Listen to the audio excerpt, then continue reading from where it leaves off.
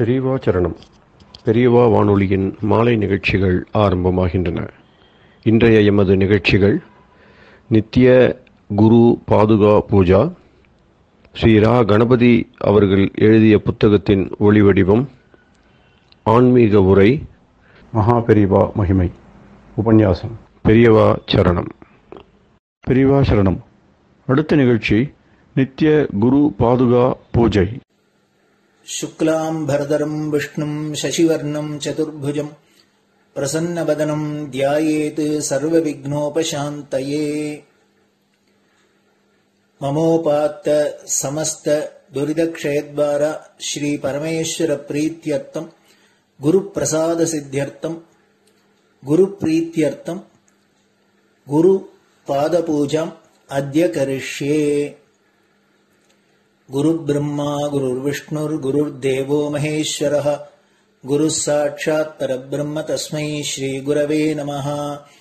अपारकरुणा सिन्धुं ज्ञानदं शान्तरूपिणं श्रीचन्द्रशेखरगुरुं प्रणमामि मुदान्वहम्।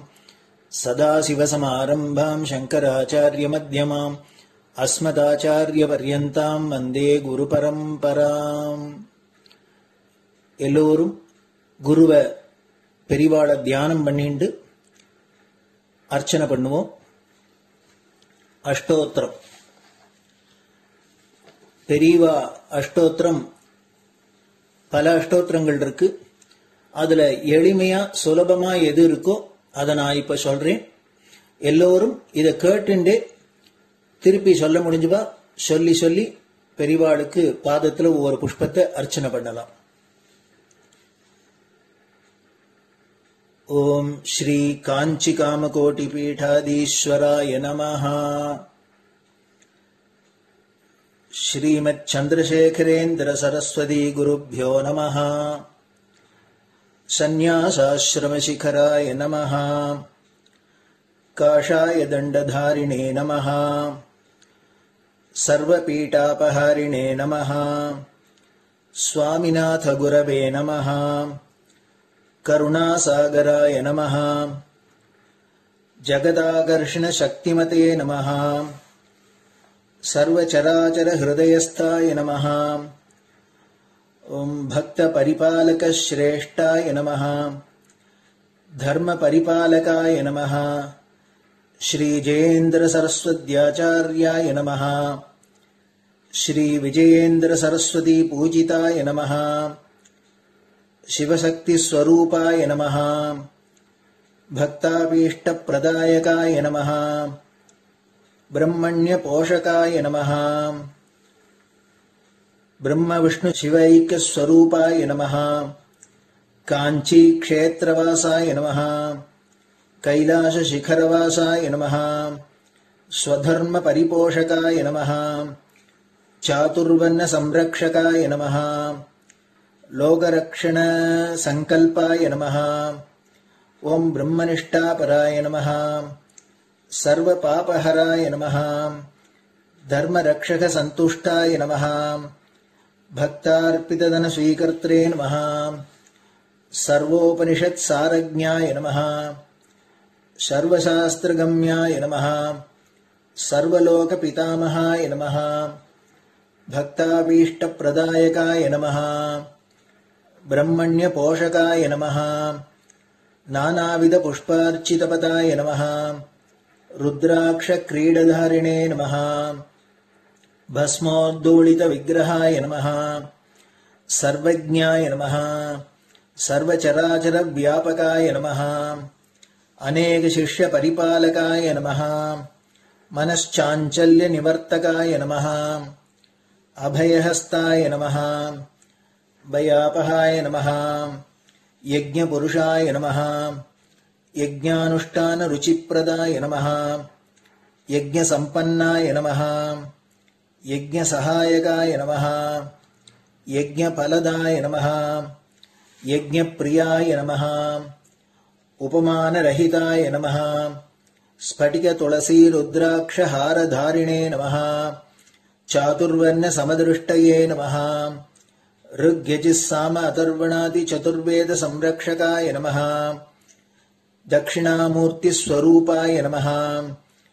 ஜாக்ரத் ஸ்வப்ன சுஷுப்தி அவஸ்தாதீதாய நமஹ. கோட்டி சூரிய துல்லிய தேஜோமே ஷரீராய நமஹ. சாது சங்க சம்ரக்ஷகாய நமஹ. அஸ்வகஜ கோபூஜா நிர்வர்த்தகாய நமஹ. குருபாதுக பூஜா துரந்தராய நமஹ. கனகாபிஷிக்தாய நமஹ. ஸ்வர்ண பில்வதள பூஜிதாய நமஹ. சர்வஜீவ மோக்ஷதாய நமஹ. மூக வாக்தான நிபுணாய நமஹ. நேத்ர தீக்ஷாதானாய நமஹ. द्वादशलिंग स्थापकाय नमः. गान रसप्रियाय नमः. ब्रह्मज्ञानोपदेशकाय नमः. सकलकलासिद्धिताय नमः. चातुर्वण्यपूजिताय नमः. अनेकभाषा संभाषण कोविताय नमः. अष्टसिद्धिप्रदायकाय नमः. ओम श्री शारदामठ सुस्थिताय नमः. नित्यान्नदान सुप्रीताय नमः. प्रार्थना मात्र सुलभाय नमः. पादयात्रा प्रियाय नमः. नानाविध मतपंडिताय नमः. श्रुति स्मृति पुराणज्ञाय नमः. देव यक्ष किन्नर किंपुरुष पूज्याय नमः. श्रवणानंदकर कीर्तये नमः. दर्शनानंदाय नमः. अद्वैतानंद भरिताय नमः. अव्याच करुणामूर्तये नमः. शैव वैष्णवादि मान्याय नमः. श्री शंकराचार्याय नमः. दंड कमंडलूहस्ताय नमः. वीणा मृदंग सकलवाद्य नाथस्वरूपाय नमः. रामकथा रसिकाय नमः. वेद वेदांग आगमादि सकलकला सतस्प्रवर्तकाय नमः. हृदय गुहाशयाय नमः. शतरुद्रीय वर्णितस्वरूपाय नमः.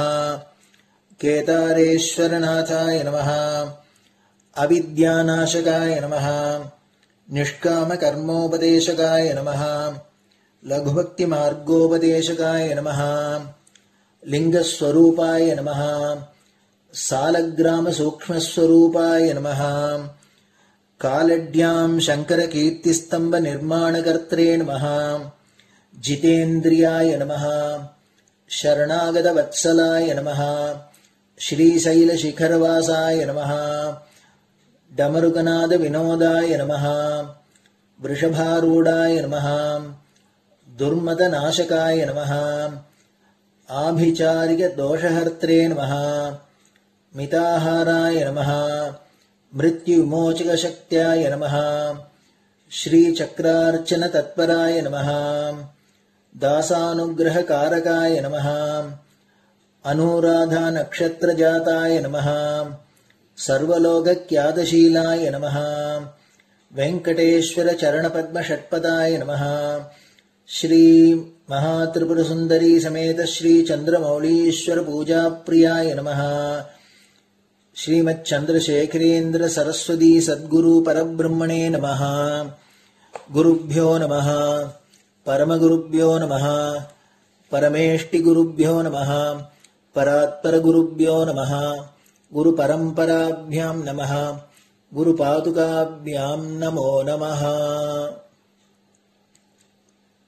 அடுத்தது ஊதுபத்தி இருந்தா அதை காமிச்சு தூபம், நெய் தீபம் இருந்தா காமிச்சு அதை நெய் தீபம் தீபம் காமிச்சுட்டு நைவேத்தியம் நைவேத்தியம் வெத்தலைப்பாக்கு பழம் இதுலேருந்து ஆரம்பிச்சு அவளுக்கு எது சௌரியமோ அதுபடி நைவேத்தியம் பண்ணலாம். அதுக்கு அடுத்தது கற்பூர ஹாரத்தி பண்ணி எல்லோரும் பிரதட்சிண நமஸ்காரம் பண்ணி பெரியவாள்கிட்ட பிரார்த்தனை பண்ணிண்டு எல்லோரும் க்ஷேமமா இருக்கணும், லோகம் பரம மங்களமா சௌக்கியமா இருக்கணும், எல்லோரும் வியாதி வெக்க இல்லாத ஆயுராரோக்கிய ஐஸ்வர்யத்தோட சாந்தம் அமைதியோட ஞான வைராக்கியத்தோட எல்லோரும் நல்லவர்களாயிருந்து நன்மையை அடையணும்னு பிரார்த்தனை பண்ணி இந்த பூஜையை தினம் செய்யலாம். குரு பிரம்மா குரு விஷ்ணுர் குரு தேவோ மகேஸ்வரः குருः சாட்சாத் பரபிரம்ம தஸ்மை ஸ்ரீ குரவே நமः. அபார கருணா சிந்தும் ஞானதம் சாந்தரூபிணம் ஸ்ரீசந்திரசேகர குரும் பிரணமாமி முதான்வகம். சதாசிவசமாரம்பாம் சங்கராச்சார்யமத்யமாம் அஸ்மதாச்சார்யபர்யந்தாம் வந்தே குருபரம்பராம். குரு பாதபூஜை நிறைவடைஞ்சது. பெரியவா சரணம். பெரியவா சரணம். பெரியவா வானொலியில் நேயர்கள் அடுத்து கேட்க இருப்பது ஸ்ரீ ரா கணபதி அவர்கள் எழுதிய புத்தகத்தின் ஒளி வடிவம். அளிப்பவர் ஸ்ரீமதி உமா சங்கர் அவர்கள். தேனினும் இனிய சொல்லான் தீச்சுடர் மேனி கொண்டான் ஊனுயிர்க்குயிரதான ஒன்றினைக் கலந்து நின்றான். ஏனினிக் கவலை நெஞ்சே இன்றுனக் அருள் செய்தான். இஞ்ஞானவான் காமகோட்டி நாதனை நம்புவோமே. ஜெய ஜெய சங்கர, ஹரஹர சங்கர. மகாபிரிவாளின் உபன்யாசங்களை ரா கணபதி அண்ணா தெய்வத்தின் குரல் என்ற பெயரில் 7 பாகங்களாக தொகுத்து அளித்ததின் 6ஆம் பாகத்தின் அடுத்த பகுதி சௌந்தர்ய லகரி. ஒளி கிட்டே வந்தால் இருள் ஓட்டம் பிடிக்க வேண்டியதுதானே. இருட்டாக இருக்கிற இடத்திலே ஒரு தீபத்தை கொண்டு வந்தால் உடனே இருட்டு ஓட்டம் பிடிக்க வேண்டியதுதானே. தினம் தினம் சூரியன் வந்தானோ இல்லையோ இருட்டு இருந்த இடம் தெரியாமல் மறைந்துதானே போகிறது. ஞானம் வந்தால் அஞ்ஞானம் மிச்சம் மீது இல்லாமல் தொலைகிறதற்கே சூரியனை கண்ட இருள் போலே என்று திருஷ்டாந்தம் கொடுக்கிறார்களே. அப்படி இருக்க சூரியனையாவது இருட்டு தைரியமாக உற்சாகமாக எதிர்த்து கொண்டு வருவதாவது என்றால் அம்பாள் இருட்டுக்கு கொடுத்திருக்கிற இடத்தில்தான் இப்போது மாறுதலாக ஏற்பட்டிருக்கிறது. ஒருவர் எதையும் பண்ணலாம் என்று சுவாதீனம் கொடுத்திருந்தால் அவனுக்கு ரொம்ப இடம் கொடுத்துட்டே என்று சொல்கிறோம். அம்பாள் இந்த இருட்டுக்கு தன் தலையிலேயே இடம் கொடுத்து விட்டாள். அதற்கு கனஸ்னிக்தஸ் லக்ஷ்ணம் என்று தினமும் தைலம் போட்டு மேலும் மெருகு கொடுத்து அதில் தேவலோக புஷ்பங்களை எல்லாம் சூட்டிக் கொண்டு செல்லம் கொடுக்கிறாள். அவளுடைய பக்கபலத்தில் தான் அதற்கு பிரபலம் ஏற்பட்டு தைரியம் கொடுத்து விட்டது. கருடா சுகமா, இருக்கிற இடத்தில் இருந்தால் சுகம்தான் என்று ஒரு வசனம் சொல்கிறோமே, அதுகூட இது உலக்கதைதான். கருடா சுகமா என்பது ஆதிசேஷ வசனம். இருக்கிற இடத்தில் இருந்தால் சுகம் என்பது அதற்கு கருடனின் பிரதிவச்சனம், மறுமொழி. க்ஷீரசமுத்திரத்தில் சயனித்துக் கொண்டும் வைகுண்ட சதசில் ராஜ்யபார தர்பார் பண்ணிக்கொண்டும் பெருமாள் 2 விதமாக இருப்பார். அவருடைய க்ஷீராப்தி சயன சமயத்தில்தான் அனந்த கருட விஸ்வக்சேனாதிகள் கூட இருந்து சேவிப்பது. இவர்களில் அனந்த என்றதுதான் ஆதிசேஷன். அவர் மேலேதான் பெருமாள் அனந்த சயனமாக ஆனந்த சயனமாகவும் படுத்துக் கொண்டிருப்பது. அதே ஆதிசேஷனுக்கு பெருமாளுடைய வைகுண்ட தர்பாருக்கு போவதற்கே பயம். அங்கே கருடனுக்குத்தான் பிரதானியம். பார்க்கடலில் சயனிக்கிற போது ஆதிசேஷன் பெருமாளை தாங்குகிறார். தாங்கிக் கொண்டு இருந்த இடத்திலேயே இருக்கிறார். அப்போது கருடன் ககன வீதியில் நின்று சேவிப்பதோடு சரி. ஆனால் பெருமாள் படுக்கையை விட்டாரோ இல்லையோ, கருடனுக்குத்தான் இம்பார்ட்டன்ஸ். கோவிலுக்கு கோவில் பெரிய திருவடி என்று அவருக்குத்தான் பெருமாளுக்கு நேரே சந்நிதி. அவருடைய சிறப்பான பெருமை அவர் பெருமாளை தாங்குவது மட்டுமின்றி தாங்கிக் கொண்டு ஒரே இடத்தில் ஆதிசேஷனை போல இல்லாமல் பரப்பாக பறக்கிறார். எந்த லோகத்திலேயோ ஒரு கஜேந்திரன் கதறினால் க்ஷணத்துக்குள் அங்கே பெருமாளை தூக்கிக் கொண்டு ஓடுகிறார். பாம்புக்கும் கருடனுக்கும் ஜன்ம பகை. எப்போதும் கருடன் தான் ஜெயிக்கும். பாம்பை அப்படியே கொத்தி கீறி பட்சணம் பண்ணிவிடும். லோகத்தை எல்லாம் நடுங்க வைக்கிற பாம்புக்கு கருடன் என்றால் மட்டும் நடுக்கம். யானைக்கு சிம்ம சொப்னம், எலிக்கு பூனை மாதிரி கருடன், பாம்புக்கு கருடன். லோகத்தை எல்லாம் தூக்கிக் கொண்டிருக்கும் ஆதிசேஷனுக்கும் பெருமாளுடைய வாகனமாக இருக்கப்பட்ட கருடாழ்வாரிடம் குலை நடுக்கம்தான். அதனால் பெருமாள் வைகுண்ட தர்பார் நடத்துகிற இடத்துக்கு போகவே பயம். இப்படி தொடை நடுங்குகிறவர் க்ஷீராப்திக்கு கருடன் வந்து பெருமாளை சேவிக்கும் போது அவரை பார்த்தார். இங்கே தனக்குத்தான் முக்கியத்துவம் என்ற ஆதிசேஷனுக்கு பெருமை ஏற்பட்டது. தன் மேலேயே பெருமாள் ரட்சையாக பச்சை மாமலை போல் மேனியை தலையோடு கால் நீட்டி படுத்துக் கொண்டிருப்பதில் அவருக்கு ஏக தைரியம் வந்துவிட்டது. சாதாரணமாக ஸ்தானத்தில் சக்தியில் பெரியவர்களை பார்த்தால் நமஸ்காரம் செய்ய வேண்டும், நமஸ்கார வச்சனம் சொல்ல வேண்டும், அவர்கள் பெயரை சொல்லக்கூடாது. சம அந்தஸ்தாக இருந்தால் குச்சல பிரச்சனம் சௌக்கியமா என்று கேட்க வேண்டும். அப்போதும் பெயரை சொல்லி கூப்பிடக்கூடாது. நாம் பெரியவராக இருந்து மற்றவர் சின்னவராக இருந்தால்தான் பேரை சொல்லி சௌக்கியமா என்று கேட்கலாம். கருடனை எப்போதும் பெரியவராக கொண்டு பயப்பட்டு பதுங்கிக் கொண்டிருந்த ஆதிசேஷனுக்கு இப்போது பெருமாள் தன் மேலேயே இருக்கிற தைரியத்தில் தன் ஸ்தானம் உயர்ந்து விட்டது என்று தோன்றியது. ஜன்மாவில் ஒரு தடவை இப்போதாவது அவரை கொஞ்சம் நாசூக்காக மட்டம் தட்டி பார்க்கலாமே என்று ஆசை உண்டாயிற்று. உடனே அவர் பேரை சொல்லி கூப்பிட்டு, ஏன் கருடா சுகமா என்றார். கிருதக்காகத்தான் கேட்டார். கருடனுக்கு புரிந்துவிட்டது. திடீரென்று ஆதிசேஷனுக்கு இவ்வளவு துணிச்சல் எப்படி வந்தது என்று புரிந்துவிட்டது. அவரும் ரொம்ப சாதுரியமாக ஆதிசேஷனுக்கு உரைக்கிற மாதிரி இருக்கிற இடத்தில் இருந்தால் சுகம்தான் என்றார்.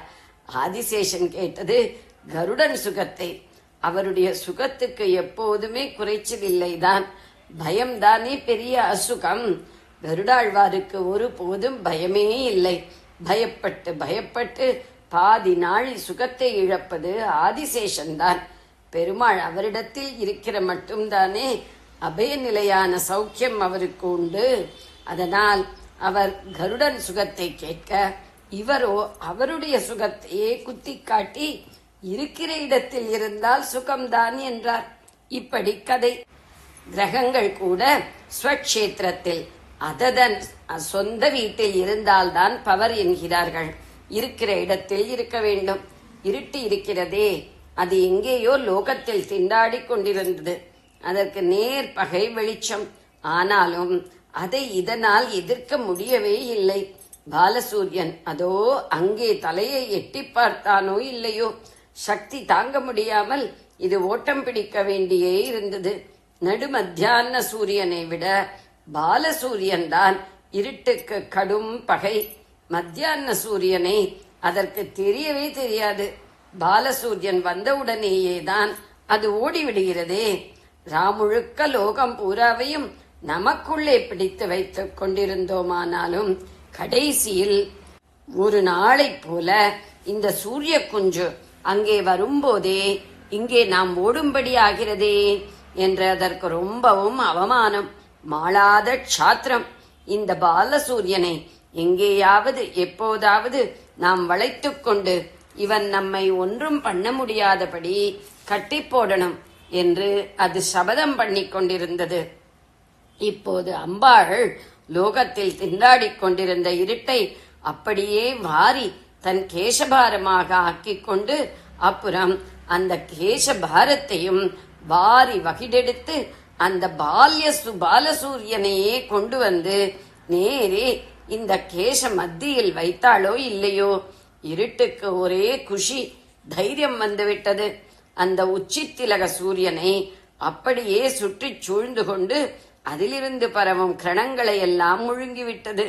இருளைத்தான் ஒளி முழுங்கும் என்பதற்கு மாறாக விசித்திரமாக இங்கே இருள் ஒளியை முழுங்கிவிட்டது.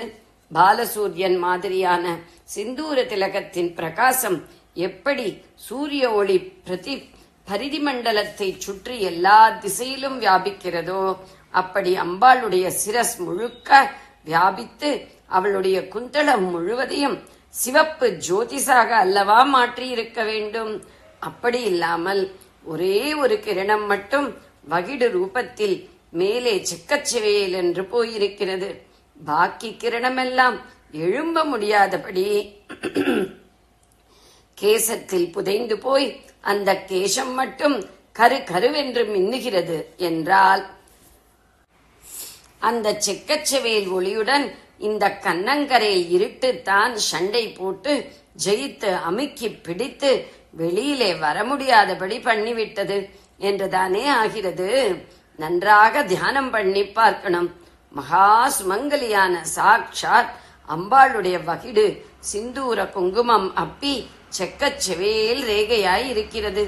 சுற்றிலும் அதை நெருக்கிக் கொண்டு அலை அலையாக கண்ணங்கரையேல் என்று அவளுடைய கேசபாரம், அந்த கருப்பே இந்த சிவப்பை தூக்கலாகவும் இந்த சிவப்பே அந்த கருப்பை தூக்கலாகவும் எடுத்து காட்டுகிறது.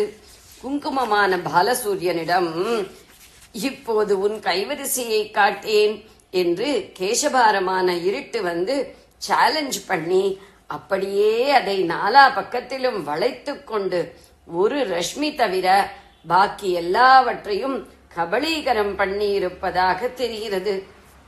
ஒரு ரஷ்மியை மட்டும் ஏன் விட்டு வைத்தது? இதுவும் இல்லாவிட்டால் சூரியனோடு இது சண்டை போட்டதற்கு அடையாளமே இருக்காதே.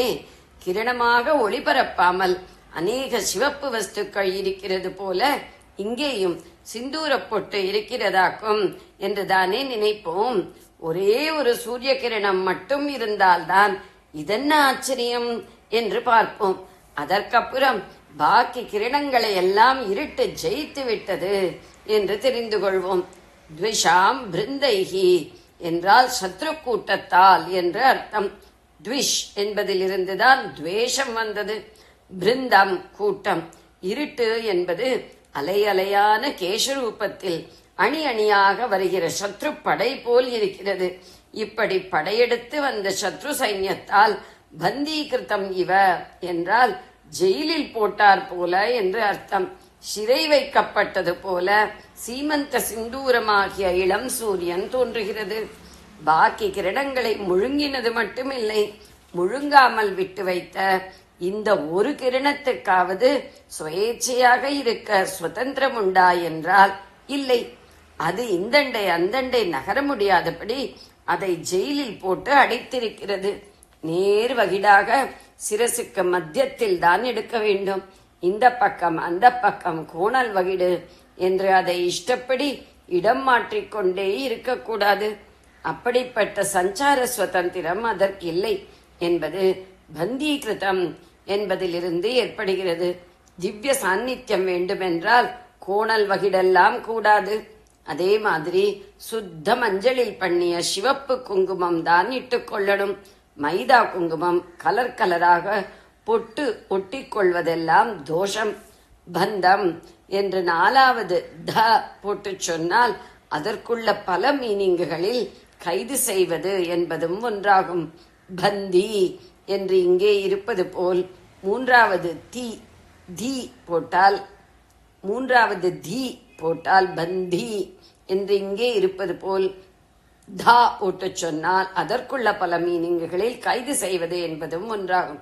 பந்தி என்று இங்கே இருப்பது போல மூன்றாவது தி போட்டால் கைதி என்று அர்த்தம். பந்தீகிருதம் இவ என்றால் கைதியாக்கப்பட்டது போல. அம்பாளுடைய சிந்தூர சீமந்த ரேகையை கேசபாரத்தின் மத்தியில் பார்க்கும்போது இருள் என்ற விரோதி கூட்டத்தால் கைதியாக்கப்பட்ட பாலசூரிய ரஷ்மி போல தோன்றுகிறது. சரி, லோகமே கேள்விப்படாதபடி இப்படி இருட்டிடம் தோற்ற சோப்லாங்கி சூரியனாக இருக்கிற வகிட்டுக்கும் சாக்ஷாத் பரதேவதியின் பரமக்ஷேமகரமான சௌந்தர்ய லகரிக்கும் என்ன சம்பந்தம்? தமஸ் என்றே சொல்லப்படும் கருப்பாலேயே அம்பாள் அஜ்ஞான தமசை போக்குவதாக முன் ஸ்லோகத்தில் பார்த்தோம் அல்லவா? அப்படியே இங்கே ஒரு விதத்தில் தோற்றுப்போன சீமந்தத்துக்கு இன்னொரு தினசில் உயர்வை உண்டாக்கி அதனாலேயே க்ஷேமங்களை அளிக்கிறாள். லக்ஷ்மி ஸ்தானமான அது வாஸ்தவத்தில் க்ஷேமங்களுக்கு ஆசிரியம்தான். அதற்கு தோல்வி தந்தது பாவனைதான். பந்தீகிருத்தம் இவக கைதியானது போல என்றுதான் சொன்னாரே தவிர நிச்சயமாக கைதியாகிவிட்டது என்று சொல்லவில்லை. இப்போது அதன் உயர்நிலையை, இந்த ஸ்லோகத்தின் உயிர்நிலையை பார்ப்போம். இதை ஆச்சாரியால் முதலில் சொல்லிவிட்டு அப்புறம்தான் தோல்வியை பற்றி சொல்கிறார். நான் தான் தோற்றதோடு முடிக்க வேண்டாம் என்று மாற்றி ஆரம்பித்தேன். முதல் 2 வரிகளில் தனோது க்ஷேமம் நஸ்தவ வதன சௌந்தர்ய லகரி பரீவாக ஸ்ரோதகா சரணிரிவ சீமந்த சரணிகி என்று இருக்கிறது. சாதாரணமாக மகாகவிகள் வார்த்தைகளை ரொம்பவும் ஷெட்டும் கட்டுமாக போட்டே அர்த்தத்தை துவனியாக சஜஸ்டிவாக விட்டு விடுவார்கள். ஒரே அர்த்தமுள்ள 4-5 வார்த்தைகளை சினானிம்களை கூட போட மாட்டார்கள். ஆனாலும் எங்கேயாவது ரொம்ப மகத்தாக ஒரு விஷயம் வந்துவிட்டால் அப்போது அந்த மகிமையை அழுத்தி காட்டுவதற்காக ஒன்றுக்கு மேல் வார்த்தை போட்டு விடுவார்கள். இங்கே லஹரி, பரீவாகம், ஸ்ரோதஸ், சரணி என்று வருகிற 4 வார்த்தைகளும் கிட்டத்தட்ட ஒரே அர்த்தமுள்ளவை. எல்லாம் பிரவாகத்தை குறிப்பவைதான். அம்பாளின் அழகு எப்படிப்பட்ட மகா பிரவாகமாக இருக்கிறது என்று தெரிவதற்காக இப்படி 1 இல்லை 2 இல்லை 4 வார்த்தைகளை சேர்ந்தால் போல் போட்டிருக்கிறார். கிட்டத்தட்ட ஒரே அர்த்தம் என்று நான் சொன்னதில் பாயிண்ட் இருக்கிறது. முழுக்க ஒரே அர்த்தம் இல்லை. அப்படி போட என்ன இருந்தாலும் ஒரு மகாகவிக்கு மனசு வராது. பொதுஜனங்கள் ஒரே அர்த்தமாக எடுத்துக்கொள்ளும்படி இருந்தாலும் வித்வத் ஜனங்கள் அந்த வார்த்தைகளுக்குள்ளே மைன்யூட்டாக வித்தியாசம் இருப்பதை பார்த்து இந்த ஷேட்ஸ் ஆஃப் டிஃபரன்ஸை, வேறுபாட்டு சாயல்களை ரசிக்கும்படியாகவே வாக்கும்பனம் சொற்தொடுப்பு செய்வார். இங்கே அப்படித்தான் 4 வார்த்தைக்கும் அர்த்தத்தில் உள்ளூர வித்தியாசம் உண்டு. லஹரி என்பது மேலே எழுந்து பொங்கும் நீரோட்டம், பரீவாகம் என்பதுதான் பிரவாகம். இது இருக்கிற இடத்திலேயே மேலே பொங்கித் துள்ளாமல் அந்தண்டை விஸ்தாரமாக பரவிக்கொண்டே போவது. ஸ்ரோதஸ் என்றால் ஆர்ப்பாட்டமாக ஓட வேண்டும் என்பதில்லை. ஓடை மாதிரி ஒடுங்கி ஓடினால் கூட அது ஸ்ரோதஸ் தான். சரணி என்பது முன்னேயே சீமந்த சரணி என்பதில் சொன்னது போல் நேர்கோடாக ஓடும் நீரோட்டம். இயற்கையாக எந்த ஆறும் நேர்கோடாக ஓடாது. அதனால் இது மனுஷர்களாக ஒரு ஆற்றை வெட்டி உண்டாக்கி செய்கிற வாய்க்கால் என்று ஆகும். ஒரு இடத்தில் பொங்கி எழும் லகரி அப்புறம் பல இடங்களில் பரீவாகம் என்ற பிரவாகமாக பரவ ஆரம்பித்து ஸ்ரோதஸ் எனப்படும் ஆறாக ஒரு ஒழுங்கு நிறையில் கரைக்குள் ஓடுகிற பிறகுதான் அதை மேலும் ஒழுங்குபடுத்தி சரணியாக வாய்க்காலாக்குவது. இப்படித்தான் அம்பாளின் சௌந்தர்யம் அவளுடைய வதனத்தில் முதலில் லகரியாக பொங்கி அப்புறம் பரீவாகமாக பரவுகிறது. நெற்றி உச்சியை தொடுகிற போது அது ஸ்ரோதஸாக ஆறு போல் ஆகிறது. ஆனாலும் இந்த ஆற்றுக்கு கேசபாரம் கரையாக ஆகிற போது அந்த கரைக்கு இது அடங்க மாட்டேன் என்கிறது. கரை கடந்த அழகாகத்தான் அம்பாள் அழகு இருக்க முடியும். அதற்கு கரை கட்ட முடிந்து விட்டால் பெருமையே இல்லை. வக்ரலட்சுமி பரீவாகம் முகசோபைன பிரபாகம் என்றே சகஸ்ரநாமம் சொல்கிறது. முகசோபையின் பிரபாகம் என்றே சகஸ்ரநாமம் சொல்கிறது. ஆகையால் அது முகவட்டத்துக்குள் அடங்கி ஓடுகிற மாதிரி நெற்றி ஓரத்தில் கொஞ்சம் சாந்தமான ஆறு மாதிரி ஆனாலும் கேசக்கரைக்குள் அடங்காமல் மறுபடி பிரவாகமாகவே வேகத்தோடு பெருக ஆரம்பிக்கிறது. சட்டென்று இந்த முகலாவண்ய பிரவாகம் ஒரு இடத்தில் கரையையே உடைத்து கொண்டு அந்த வேகத்திலே கீழிருந்து மேலாக எதிர்த்து கொண்டு போய் அப்புறம் 2 பக்கமும் இருட்டு நெருக்கியதில் குறுகி குறுகி ஸ்ட்ரெயிட் லைனாக ஒரு வாய்க்கால் ரூபத்தை எடுத்துக் கொள்கிறது. அந்த வாய்க்கால் சரணிதான் அம்பாளுடைய வகிட்டுக்கோடு. சீமந்த சரணி காருண்யமே உருவான லாவண்யத்தின் சாக்ஷாத் ரேகா வடிவம்தான் அம்பாளுடைய சீமந்தம். அதற்கு மேலே அதற்கு அந்தண்டை எந்த அவயவமும் இல்லை.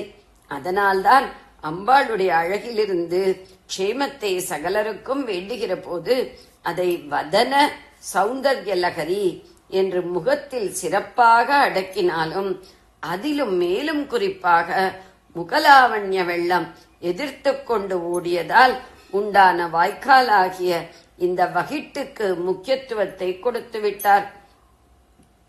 கிருஷ்ண பரமாத்மாவுக்காக யமுனை வெள்ளத்தை கிழித்துக் கொண்டு நேராக ஒரு வழி ஏற்பட்டது. அம்பாளுடைய முகலாவண்ய வெள்ளமே யமுனை மாதிரி கருப்பு வெள்ளமாக இருக்கிற அவளுடைய கேசபாரத்தில் ஒரு வழியை கிழித்துக் கொண்டிருக்கிறது. தனோது க்ஷேமம் நகா என்று மனசார நினைத்து இந்த ஸ்லோகத்தை பாராயணம் தியானம் பண்ணிக் கொண்டிருந்தோமானால் அம்பாளுடைய அழகு காமாதி அறுபகை கூட்டத்தில் த்விஷாம் பிருந்தைகி நாம் சிறை வைக்கப்படாமல் பந்தீகிருத்தம் ஆகாமல் ஆத்மக்ஷேமத்தை அடைந்து லோகக்ஷேமத்தை விருத்தி பண்ணுவதற்கான சக்தியை நமக்கு அனுகிரகம் பண்ணும். தனோது க்ஷேமம் நஸ்தவ வதன சௌந்தர்ய லகரி பரீவாக ஸ்ரோதகா சரணிரிவ சீமந்த சரணிகி வகந்தி சிந்தூரம் பிரபல கபரி பாரதிமிர த்விஷாம் பிருந்தைஹி பந்தீகிருதமிவ நவீனார்க்க கிரணம். ஜெய ஜெய சங்கர, ஹர ஹர சங்கர. பெரியவா சரணம். இந்நிகழ்ச்சியின் அடுத்த பகுதி நாளை மாலை இதே நேரத்தில் ஒளிபரப்பாகும். பெரியவா சரணம். பெரியவா சரணம். பெரியவா வானொலியில் நேயர்கள் அடுத்து கேட்க இருப்பது திரு கவிக்கண்ணன் அவர்களின் ஆன்மீக உரை. பெரியவா சரணம். ராம் ராம். ஸ்ரீ குருப்யோ நமஹ. ஜெய ஜெய சங்கர, ஹர ஹர சங்கர. பெரியவா வானொலி நேயர்கள் அனைவருக்கும், மகா பெரியவாவுடைய பக்தர்கள் அனைவருக்கும் அடியேன் கவிக்கண்ணனின் அன்பு கலந்த நல்வாழ்த்துக்கள். ராம் ராம். ஜெய ஜெய சங்கர, ஹர ஹர சங்கர. ஸ்ரீ குருப்யோ நமஹ. நம்ம செந்தில் ஆண்டவனுடைய கடற்கரையிலே நின்று கொண்டு நமக்கெல்லாம் அருள் புரியக்கூடிய அந்த ஆண்டவனுடைய அழகான எழில் உருவத்தை மனசுல நினைச்சுட்டு ஆதிசங்கர பகவத்பாதால் அருளி செய்த சுப்பிரமணிய புஜங்க ஸ்தோத்திரத்தை தினம் ஒரு ஸ்லோகமா அப்படி நம்ம பார்த்துட்டு இருக்கோம். இன்னைக்கு நம்ம பார்க்க போறது 7வது ஸ்லோகம். அதுல அந்த குகனுடைய தரிசனம் நமக்கு கிடைச்சதுன்னு நமக்கு எல்லா விதமான ஆரோக்கியமும் கிடைக்கிறது அப்படிங்கறத இந்த ஸ்லோகத்துல ஸ்ட்ரெஸ் பண்றார். எப்படி ஸ்ட்ரெஸ் பண்றார் அப்படின்னா, நம்முடைய மன குகைக்குள்ள வாசம் செய்து கொண்டு ஜோதி சுரூபமாக இருக்கானே, அவன் என்ன பண்றான்னா பிரம்ம கீட்ட எல்லா பிராணிகள், மனுஷாலேருந்து மிருகங்கள்லேருந்து எல்லா பிராணிகளுடைய கஷ்டங்களை எல்லாம் நீக்குபவனாக இந்த சமுதிர கரைகள்ல தன்னுடைய பாதங்களை நமக்கெல்லாம் காட்டிக்கொண்டு பஞ்சமா பாதங்களையும் அப்படியே அடித்து கொண்டு மா முனிவர்கள்லாம் தபஸ் செய்வதற்கு உகந்த ஒரு இடமாக அந்த சமுத்திர கரைகள் நின்றுருக்கானே, அந்த அழகுக்கு ஒருவரும் ஒவ்வாத வள்ளி அருமறைகள் பழகிச்சு வந்த பாதாம்புயத்தாழ்ந்தர் அபிராமி பெற்றார். வேதங்கள்லாம் அவனை வணங்கி அவனுடைய பாதம் சிவந்து போச்சான். அப்படி சிவந்த பாதங்களை உடையவன் அவன் அழகுக்கு ஒருவரும் ஒவ்வாதவன். எப்படி அவ அம்மா அழகுக்கு ஒருவரும் ஒவ்வாத வள்ளியோ, அது மாதிரி அழகியோட பிள்ளையும் அழகன் தானே, அவனும் ஒருத்தராலையும் வர்ணிக்க முடியாத அளவுக்கு அவருக்கானா. அவரை பத்தி என்ன சொல்றாரு திரும்ப அந்த ஸ்லோகத்துல, மகாம்போதி தீரே மகா பாபச்சோரே முனீந்திரானுகூலே சுகந்தாக்கிய சைலே குஹாயாம் வசந்தம் ஸ்வபாசாலசந்தம் ஜனார்த்திம் ஹரந்தம் ஸ்ரயாமோ குகம் தம் தம் குகம் ஸ்ரயாமா அப்படிங்கிற அந்த குகனை, அந்த சுப்பிரமணிய சுவாமியை நான் ஆராதிக்கிறேன். அவன் யார் தெரியுமா? ஜனார்த்திம் ஹரந்தம், ஜனங்களுடைய பக்தர்களுடைய ஆர்த்தின் துக்கங்களை எல்லாம் கஷ்டங்களை எல்லாம் விஷனங்களை எல்லாம் தீர்ப்பவனா இருக்கிறான். அவன் எங்க இருக்கான் தெரியுமோ? ஸ்வபாசா லசந்தம், தன்னுடைய சொந்த ஜோதினாலேயே ஜோதி வடிவினாலேயே பிரகாசிக்கிறானா. எங்கன்னா குஹாயாம் வசந்தம், குகைக்குள்ள வாசம் செய்யறான். குகைக்குள்ள வாசம் செய்யறான்னா ரெண்டு நிஜமான ஒரு குகைக்குள்ளேயே வாசம் பண்றான்னு அர்த்தம். ரெண்டாவது மனசுங்கக்கூடிய குகைக்குள்ள அவன் வாசம் பண்றான்னு அர்த்தம். அந்த குகை எங்க இருக்கு தெரியுமா? மனசுக்குள்ள இருக்கு. வெளியில எங்க இருக்கு அப்படின்னா மகாம்போதி தீரே, பெரிய மகோததி என்று சொல்லக்கூடிய சமுத்திரத்தினுடைய கரையில விளங்குறதா இருக்கு. மகாபாப சோரி, எல்லா பாபங்களையும் திருடின்னு போயிடுறானோ, அபகரிச்சுட்டு போயிடுறானோ நம்ம பண்ற பாவங்கள் எல்லாம். முனீந்திர அனுகூலே, பெரிய மகா முனிவர்கள் தபஸ்விகளுக்கெல்லாம் ரொம்ப அனுகூலமாக இருக்கக்கூடிய சுகந்தாக்கிய சைலே. அது கந்தமார்த பர்வதம், சுகந்தம் பர்வதம், அதாவது வாசனை மிகுந்த பர்வதம். அவர் சுத்தி வாசனை கம கம கம கமன்னு, ஏன்னா பூந்தோட்டங்கள்லாம் இருக்கிறதாக அப்படிப்பட்ட ஒரு சோலை மலையில் அவர் இருக்கிறதுனால, பழமுதிர் சோலைன்னு கேள்விப்பட்டிருக்குமே, அப்படி ஒரு சோலை மலையில இருக்கிறதுனால அவனை சுத்தி அந்த சுகந்தமான வாசனையானது அப்படி பரவின்னு இருக்கான். அப்பேற்பட்ட இடத்துல ஒரு குகைக்குள்ள வாசம் பண்ணக்கூடிய இந்த முருகப்பெருமான் இருக்கானே, அவன் எல்லா பிராணிகளுடைய சோகங்களையும் துக்கங்களையும் கட்டங்களையும் அவன் தீர்த்து வைக்கிறான். அப்படிங்கறதுனால ஆச்சாரியார் என்ன சொல்றா, அப்பேற்பட்டவன் அவன் வெளி குகையில மாத்திரம் ஓடிரல, அவனோட சொந்த ஜோதி ஸ்வரூபத்தினால என்னுடைய ஒரு மனசுக்குள்ள கூட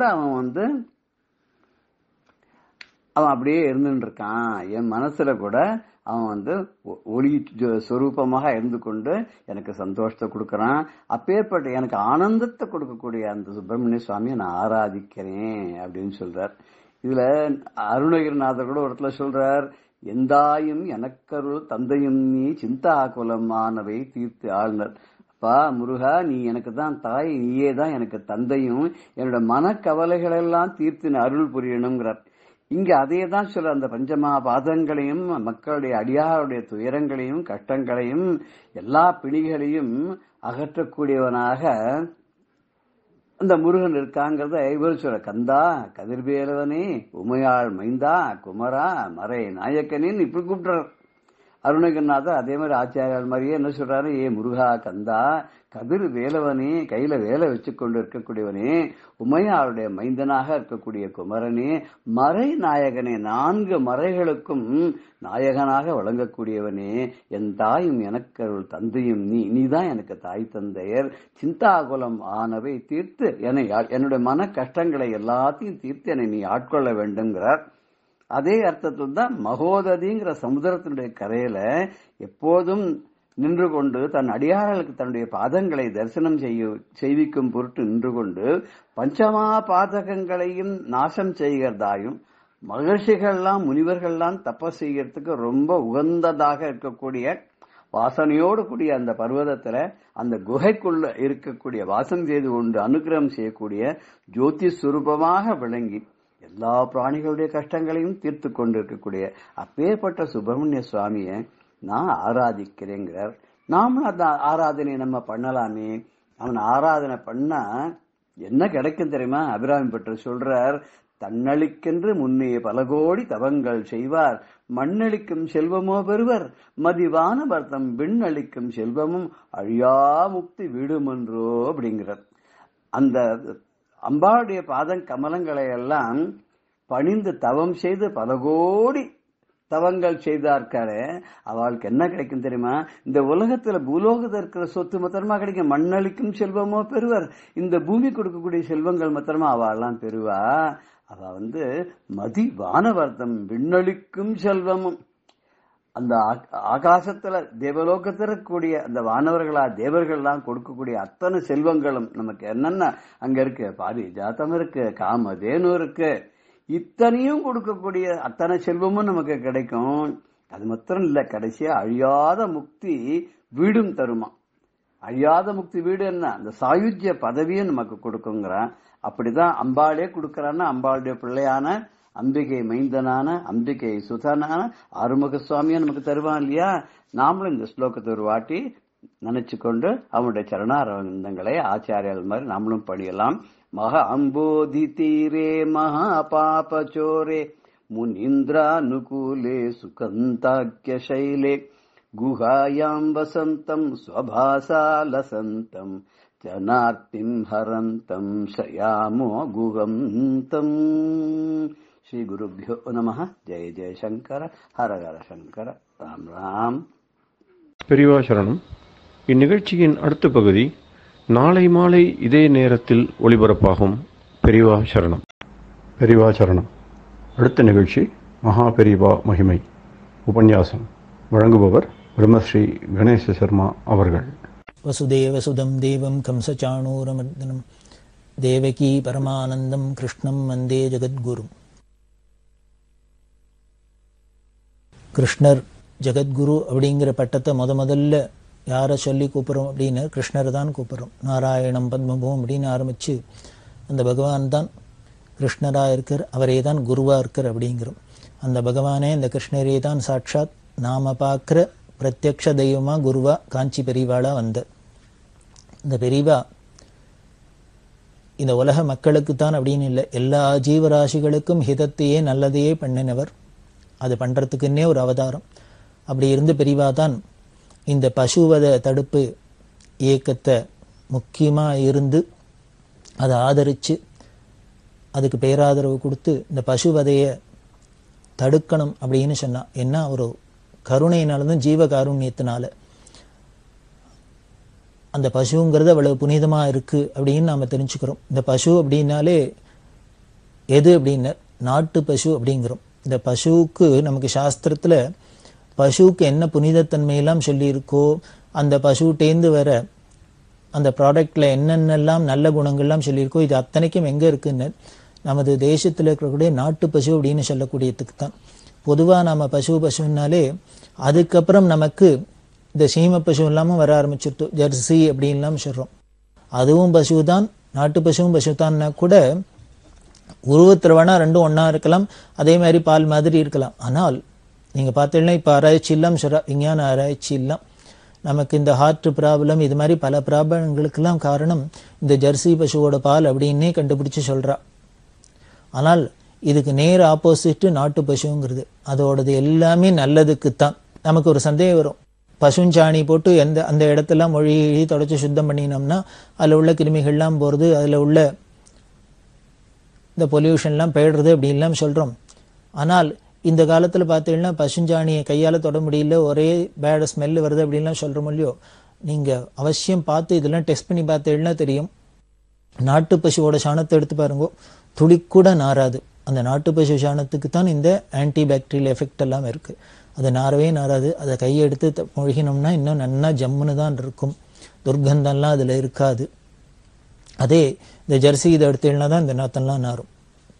அதனால தான் குழந்தைகள்லாம் அதை போய் தொடர்றதுக்கு அருவறுப்பு பட்டுறா. அப்படின்னா வேறு ஒன்றும் இல்லை, இந்த நாட்டு பசு சாணமாக இருந்தாக்க நமக்கு அருவறுப்பே வராது. விபூதி அப்படின்னா அந்த நாட்டு பசு சாணத்தில் தான் நாம் முட்டாம் போட்டு அதில் தான் விபூதி பண்ணிக்கணும். பண்ணி அதை சர்வாங்கத்திலையும் பூசினோம்னா நமக்கு ஸ்கின் ப்ராப்ளம்லாம் வராது அப்படின்னா சாஸ்திரம்லாம் சொல்கிறது. இப்படி அந்த பசுமாட்டுட்டு நாட்டு பசுட்டேந்து வரதில் அது பாலாக இருக்கட்டும், அதில் இருக்கிற தயிராக இருக்கட்டும், வெண்ணெயாக இருக்கட்டும், நெய்யாக இருக்கட்டும், சாணமாக இருக்கட்டும், கோமூத்திரமாக இருக்கட்டும். இந்த கோமூத்திரம்லாம் கேன்சருக்கெல்லாம் ரொம்ப பெரிய அருமருந்து அப்படியெல்லாம் சொல்லப்படுறது இப்போல்லாம். இப்படி எல்லாமே சர்வமும் பிரயோஜனமாக இருக்கிறது அந்த பசுவோட ப்ராடக்ட்ஸ். அதனால தான் அந்த கோவை அப்படி நாம் முக்கியமாக சொல்கிறோம். அதுக்கு மேலே எல்லா தேவதைகளும் அதில் வாசம் பண்ணுறதா சாஸ்திரங்கள் சொல்கிறதுனாலே அந்த கோவை நாம் பூஜை பண்ணி கோபூஜை பண்ணி வழிபடுறோம். அதனால்தான் எந்த ஒரு நல்ல காரியத்திலையும் கோபூஜை முதல்ல பண்ணுறோம். இன்றைக்கும் மடத்தெல்லாம் பார்த்தீங்கன்னா காஞ்சி மடத்தில் தினம் காலங்காலத்தால் கோபூஜை நடக்கிறது, கஜபூஜை நடக்கிறது, எல்லாம் பண்ணிட்டு தான் அப்புறம் சந்திரமௌலீஸ்வருக்கே பூஜை. அப்படி இருக்கிற அந்த கோவை நாம் அலட்சியமாக இருக்கக்கூடாது, அதை கண்டுக்காத இருக்கக்கூடாது, அதை சம்ஹாரம் பண்ணுறதுக்கெல்லாம் அனுப்பக்கூடாது. அப்படிங்கிறதுக்காக தான் பசுவத தடுப்பு இயக்கத்தை பெரியவா ரொம்ப வலியுறுத்தி சொன்னால், அந்த பசுக்களை காப்பாற்றுறதுக்கு நமக்கு செலவில்லாத எவ்வளவு எளிமையாக காப்பாற்ற முடியுமோ காப்பாற்றணுங்கிறதுக்காக இந்த கரிகா பழத்தோல்லாம் கலெக்ட் பண்ணுறது அப்படின்னு சொன்னால்.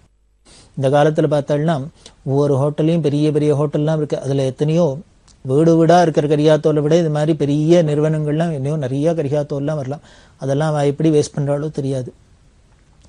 இதை கேட்குறவாள்லாம் இதுக்கெல்லாம் ஒரு முயற்சி பண்ணி அதை மாதிரி நிறையா இருக்கிற அந்த கரிகா பழத்தோல் எல்லாம் எடுத்து நல்ல இருக்கிறத கொண்டு இந்த பசுக்களுக்கெல்லாம் கொடுத்தாலே பெரிய புண்ணியத்துக்கு புண்ணியமும் சேரும். பெரியவா அதில் பிரீத்தியும் அடைவா. அந்த வாயில்லாத ஜீவன்களாமும் நமக்கு ஆசீர்வாதம் பண்ணும். அப்படி இந்த கரிகா பழத்தோல்லாம் பல பேர் கைங்கரியம் பண்ணிட்டு இருக்கா. இன்னமும் நமக்கு தெரியலையே வழியே பல பேர் பண்ணிட்டு இருக்கா. பெரியவா சொன்ன காரியங்கள்லாம் பல பேர் அங்கங்கே பண்ணிட்டு இருக்கா. அது வெளி உலகத்துக்கு வேணால் தெரியல. காரணம், பெரியவா எப்படி விளம்பரம் இல்லாத அவளோட காரியம் எல்லாம் எப்படி எளிமையாக இருந்ததோ அதே மாதிரியே பெரியவா பக்தா எல்லாருமே ஒரு விளம்பரம் இல்லாத பேர் புகழுக்கு ஆசைப்படாத எளிமையாகவே கைங்கரியமாக பண்ணிட்டு இருக்கிறதுனாலேயே உலகத்துக்கு தெரியல. சரி இது தெரியணுமான்னு இப்படி 4 பேருக்கு இது மாதிரி இருக்கு பண்ணறான்னு தெரிஞ்சுன்னா அதுல போய் எல்லாரும் சேர்ந்துன்னு பண்ணினா இன்னும் கொஞ்சம் நன்னா இந்த காரியங்கள்லாம் சிறப்பா நடக்குமேங்கிறதுக்காக தான் ஒரு தாபத்துல தான் இதை நான் இப்போ சொல்றேன். அந்த கரிகாப்பழத்தோல் பல பேர் கலெக்ட் பண்ணிட்டு வந்து கொடுத்தா. அதுல கரிகாத்தோல் கிருஷ்ணமூர்த்தின்னு ஒருத்தர் சொன்னேன். அவர் பெரியவா உத்தரவுப்படி வாராவாரம் வியாழன் வெள்ளி அவ ஏரியால இருக்கிற அந்த கரிகாப்பழத்தோல்லாம் சனிக்கிழமை கார்த்தால கலெக்ட் பண்ணிட்டு வந்து கொடுக்கணும் அப்படின்னு. அதே மாதிரி இன்னொரு பக்தர் சிவராமன் அப்படின்னு இவர் சங்கர நேத்ராலங்கிற நிறுவனத்தில் இருந்து அவர் கல்யாணம் ஆகிறதுக்கு முன்னாலும் பிரம்மச்சாரியா இருக்கிறதே ரெகுலரா வாராவாரம் அவரும் தங்கள் ஏரியாவில் இருக்கிற இடத்துலேருந்தெல்லாம் இந்த கரிகா தோல்லாம் பழத்தோல்லாம் வாங்கிட்டு கொண்டு போய் பெரியவா இருக்கிற இடத்துல கொடுத்து அந்த கோசாலையில கொடுத்துருக்கார். இவரை பார்த்த உடனே பெரியவா கூடுவா. இது மாதிரி தெரியும், இவர் ஓரமா நின்னா கூட கரிகா தோல் அப்படின்னு தெரியும். இப்படி வாராவாரம் பண்ணிட்டு போறதே அந்த பெரியவாளோட கவனம் எப்படி, அவ எதுல எல்லா காரியத்திலும் எப்படி அக்கறையோட கவனிக்கிறா பண்றா அப்படிங்கிறதுக்காக இந்த ஒரு சின்ன ஒரு உதாரணம் இது மூலியமா நம்ம தெரிஞ்சுக்கலாம். இந்த சிவராமன் கலெக்ட் பண்ணிட்டு போறாரு இல்லையா, அப்படி ஒரு பெரிய கோணியில வாங்கிட்டு போய் இங்கேருந்து மெட்ராஸ்லேருந்து கலெக்ட் பண்ணி பஸ்ஸில் எடுத்துட்டு போய் அதை அங்கே பெரியவாளுக்கு முன்னால வச்சா அந்த பக்கத்துல கோசாலை அதில் போட சொல்லுவா. எல்லாம் வந்து திங்கும். பசுக்கெல்லாம் அவுத்து விட்டுற சொல்லுவா. எல்லாம் வந்து சாப்பிட்டுட்டு போவோம், பசு கண்ணுக்குட்டி எல்லாம். அப்படி ஒரு தரம் போடலான்னு பொறுத்தே பெரியவா இங்கே கொட்டு அப்படின்னா எல்லாத்தையும் கொட்ட சொன்னா. கொட்டினா அதை கையால் திலாவ சொன்னா அதில் பார்த்தா கீரை கட்டு இருந்தது. 2-3 கீரை கட்டு முழு கட்டா. பெரியவா உடனே இந்த சிவராமன்ட்ட கேட்குறா, ஆமா நான் அந்த கரிகா தோல் பழத்தோல்லாம் தானே வாங்க சொன்னேன், அந்த வேஸ்ட் எல்லாம் தானே வாங்க சொன்னேன், இது எப்படி முழுசா கீரை கட்டு இருக்கு? இவருக்கு புரியல. ஏதோ பல வீட்டில் போய் கலெக்ட் பண்ணிட்டு வரோம், அதுல யாரு என்ன போட்டான்னு அப்படியே போய் அந்த பையன் நெட்டினா அவ போடுறா. இல்லை யாரு என்ன போட்டான்னு ஞாபகம் இல்லை, தெரியல, போன இடத்துல யாரான்னு போட்டிருக்கலாம் அப்படின்னு. உடனே பெரியவா சொல்றா, அடுத்த தரம் பார்க்கறதே கலெக்ட் பண்ணுறது இதெல்லாம் நீ நோட் பண்ணிக்கோ, கவனிச்சுக்கோ. கரிகா காய்கறி பழத்தோலை தான் வாங்க சொல்லிட்டு அவ யாரோ முழு கட்டாவே போட்டிருக்கா. அவ என்ன நடந்திருக்கும்னு நான் சொல்றேன். நீ ஒரு சின்ன பையன் பாவம் வாரம் வந்து கேட்கற இல்லையா, அவ அந்த கரிகா தோலெல்லாம் சேமிச்சு வச்சுக்கிறதுக்கு மறந்து போயிருப்பா, தூக்கி குப்பையில போட்டிருப்பா. நீ போய் கேட்டோன்னு ஞாபகம் வந்திருக்கும், ஐயோ பாவம் குழந்தை வந்து மெனக்கிட்டு கேட்கறான், அவனை வெறுங்கையா அனுப்ப வேண்டாமேன்னு வச்சிருக்கிற கீரைக்கட்டுல 2 தூக்கி போட்டுட்டா. ஏன்னா மாட்டுக்கு கொடுக்கறதுக்கு தான் கீரைக்கட்டா இருக்கட்டுமேனு போட்டுட்டா போல இருக்கு. அதனால இனிமே இதெல்லாம் கவனிச்சு வாங்கிட்டு வா. அவளுக்கு உபயோகம் இல்லைன்னு வேண்டான்னு தூக்கியது தான் இங்கே போடணுமே வழிய நீ வந்து கேட்டுட்டேங்கிறதுக்காக பச்சாதாபட்டு அவ சாப்பிட்றதுக்கு வச்சுருக்கிறது இங்கே போடணுங்கிற அவசியம் இல்லை அப்படின்னா இந்த சிவராமனுக்கு ஒரே ஆச்சரியம். என்ன பெரியவா இப்படிலாம் ஏதோ கரிகா கழுத்தெல்லாம் வாங்கிட்டு வந்து மாட்டுக்கு போடுங்கோ அப்படின்னு சொல்லிட்டு போகாத எந்த அளவுக்கு அக்கறையோட அதை கவனிக்கிறா பாரு அப்படின்னு. இதை ஏன் பெரியவா பண்ணி காமிக்கிறான்னா நமக்கு ஒரு அக்கறை ஒண்ணுங்கிற ஏதோ மெக்கானிக்கலா நம்ம பண்ற காரியம் ஏதோ பெரியவா சொல்லிக்கா நான் பண்றேன், பெரியவா சொல்லிக்கா பண்ணிக்கிறேன், அப்படி பண்ணக்கூடாது. அதுல ஒவ்வொரு சமயம் ஒவ்வொரு க்ஷணமும் நமக்கு அதுல ஸ்ரத்தை இருக்கணும், கவனம் இருக்கணும். அது அப்படி பண்ணாதான் அது தபஸ். அப்படி இருக்கணுங்கிறதுக்காக தான் பெரியவா அப்படி சுட்டி காமிக்கிறதுக்காக சில இதெல்லாம் இது மாதிரி அப்பப்போ சில எக்ஸாம்பிள்ஸ் பண்ணுவா. அது சொல்லிட்டு அப்புறம் அதுல வெங்காயத்தோல் இருக்கா பாரு அப்படின்னு. வெங்காயத்தோல் இருந்ததுன்னா அதெல்லாம் ஒதுக்கிட்டு இந்த மாட்டுக்கு கொடு அப்படின்னு. இது இனிமே நம்ம போற இடத்துல இது இல்லாம பார்த்துட்டு பார்க்கணும் அப்படிங்கிறது பெரியவாளோட எதிர்பார்ப்பு. வெங்காயத்தோல் அப்படின்னோடனே ஞாபகம் வருது. மெடிக்கலே ஏதோ சொல்றா, வெங்காயத்துக்கு இந்த இருக்கு அது இருக்கு அப்படின்லாம் சொல்லி சொன்னா கூட நமது சாஸ்திரங்கள்ல இந்த வெங்காயம் பூண்டு இது மாதிரி விஷயங்கள் எல்லாம் நமக்கு ரஜோகுணத்தை கொடுக்கறதுனால அது நமக்கு வேண்டாம் அப்படின்னு நமக்கு சத்வகுணம் வளர்றதுக்கு இதெல்லாம் ஒரு இடைஞ்சலா இருக்கும். அதனால இதெல்லாம் அவாய்ட் பண்ணணும் அப்படின்னு ஆகார நியமத்தில் ரொம்ப முக்கியமா சொல்லியிருக்குது. நமக்கு இந்த குணத்தை ஒட்டித்தான் நம்மளோட நடவடிக்கைகள்லாம் இருக்கிறதுனால நமக்கு எப்பொழுதும் நம்மளோட நடவடிக்கை எப்பொழுதும் அமைதியா சாந்தமா இருக்கணும் அப்படின்னா நமக்கு சத்துவகுணம் மேலிட்டு இருக்கணும். அந்த சத்துவகுணத்தை வளர்க்குறாப்புல என்னென்ன ஆகாராதிகள்லாம் இருக்குமோ அதெல்லாம் வச்சுக்கணும் அப்படிங்கிறதுக்காக தான் சாஸ்திரம் இந்த கட்டுப்பாடெல்லாம் விதிக்கிறது. அதனாலே தான் எல்லா மகான்களுமே இதெல்லாம் விளக்க சொல்றான். இதை நாம எடுத்துட்டோம்னா நமக்கு நல்லது. நமக்கு குணம் முக்கியம், குணம்தான் முக்கியம். ஒரு மனுஷனுக்கு ஒரு மனுஷனை மனுஷனாக்குறது குணம்தான். அதுக்கப்புறம் தான் இந்த பர்சனாலிட்டி உடம்புங்கிறது. இந்த உடம்புக்கு வெளியில என்ன வந்தா கூட வியாதி வந்தா கூட வேற ஒன்றும் இல்லைன்னா ஒன்றை வச்சு நம்ம சரி பண்ணிட்டு விடலாம். ஆனா அந்த குணம் மட்டும் தெரிஞ்சு போயிடுத்துன்னா அதுக்கு எந்த மருந்தும் சரிப்பட்டு வராது, எதாலையும் தீர்க்க முடியாது. அதனால அந்த குணம் கெடாத இருக்கணுங்கிறதுனால தான் மகான்கள்லாம் நமக்கு இப்படிலாம் ஜாகிரதையா உபதேசம் பண்ணி பண்ணி நம்மள ப்ரொடெக்ட் பண்ணிகிட்டே வரா. அப்படிதான் இருந்தா. இந்த வெங்காயம்னு ஞாபகம் வருது. ஒரு கோபாலபுரத்துல நீலகண்டையர் அப்படின்னு ஒரு பெரிய பக்தர், மடத்துக்கு நிறைய கைங்கரியம் பண்ணக்கூடியவா. அவ வீட்டுக்கு என்ன பண்ணா, ராமேஸ்வரத்துல விஸ்வநாதன் அப்படின்னு ஒரு பிரம்மச்சாரி, அவர் ராமேஸ்வரம் மடத்தை பார்த்துருந்தார். அவரை என்ன பண்ணா, ஒரு நாளைக்கு நீ போய் நீலகண்டயத்துல போய் 4-5 நாள் இருந்துட்டு வா கோபாலபுரத்துல அப்படின்னு மெட்ராஸ்க்கு அனுப்பிச்சா. அவர் இந்த நீலகண்டயத்துக்கு வந்தார். பெரியவா முன்னாலே சொல்லிட்டா, இது மாதிரி ராமேஸ்வரம் விஷு வந்து உங்க ஆத்துல 4-5 நாள் இருப்பன் அப்படின்னு. அவனுக்கு எல்லாம் சமைச்சு போட்டு பார்த்துக்கோ அப்படின்னு. பெரியவாளே சொல்லி மடத்துலேருந்து ஒரு கெஸ்ட் வந்திருக்கான்னா உபச்சாரம் பண்றதுக்கு கேட்பானே. அந்த நீலகண்டையர் சம்சாரம் பிரமாதமா வகை வகையா அவருக்கு வேளா வேலைக்கு சமைச்சு போட்டு எல்லாம் பண்ணியிருந்தா. இந்த விஸ்வநாதனுக்கும் தெரியாது பெரியவா எதுக்கு அனுப்பிச்சிருக்கான்னு. அந்த நீலகண்டையர் அவாத்து பேருக்கும் இந்த பையன் எதுக்கு வந்திருக்கான்னு தெரியாது. இந்த விஸ்வநாதன்ட்ட என்ன சொல்லியிருந்தான்னா, நீ அவாத்துக்கு போ, ஒரு நோட்டு பென்சில் எடுத்துன்னு போ, கார்த்தாலேருந்து அவாத்துல என்னெல்லாம் காப்பி கொடுக்குறாளா, சாப்பிட்றியா, டிஃபனா, அன்னைக்கு சமையல் என்ன, ராத்திரிக்கு என்னென்ன எல்லாத்தையும் சாப்பிடு, எல்லாம் பண்ணு. அதெல்லாம் நான் மட்டும் நீ ஒரு நோட்டில் எழுதினுடும். நீ கார்த்தால உப்புமா கொடுத்தா அதுக்கு தொட்டுக்க தேங்காய் சட்னி இருந்தது, இது மாதிரி என்னென்ன பண்றாளோ ஐட்டம் எல்லாத்தையும் எழுதிண்டே வா அப்படின்னு. அவரும் பாவம் வெகுளி, ஏதோ பெரியவா சொல்றாளேன்னு ரெஜிஸ்டர் பண்ணிட்டு வந்துட்டார். 4-5 நாள் கழிச்சு அவர் வந்தார். இந்த நோட்டை வாங்கி வச்சுனுட்டா. பெரியவா பார்த்தா விட்டா, நீ போயிட்டு வாந்தன அப்படின்னு விட்டா. அப்புறம் 5-6 நாள் கழிச்சு அந்த நீலகண்டையர் அவர் சம்சாரெல்லாம் பெரியவா தரிசனத்துக்கு வந்தா. வந்தோடனே பெரியவா அந்த அம்மாட்ட கேட்டா, அம்மா நீ பாலக்காடோ உனக்கு அப்படின்னா. அந்த அம்மாவுக்கு ஆச்சரியம், நம்ம எந்த ஊர்னு பெரியவாளுக்கு திரும்பியே திடீர்னு கேட்குறேன் அப்படின்னு. இல்லையே அப்படின்னு. இல்லை சமையலில் தினம் தேங்காய் சேர்த்து சமைச்சிருக்கியே அதனால கேட்டேன் அப்படின்னு. அந்த அம்மாவுக்கு ஒரே மண்டையை குடையிறது. நாம் தினம் வீட்டில் சமையலில் தேங்காய் சேர்க்குறோம் பெரியவாளுக்கு எப்படி தெரியும்? நம்ம வீட்டில் வந்து சாப்பிடல, நம்மளும் சமையலை சொல்லலை, எப்படி கண்டுபிடிச்சா அப்படின்னு அந்த மாதிரி யோஜனை பண்ணுறது.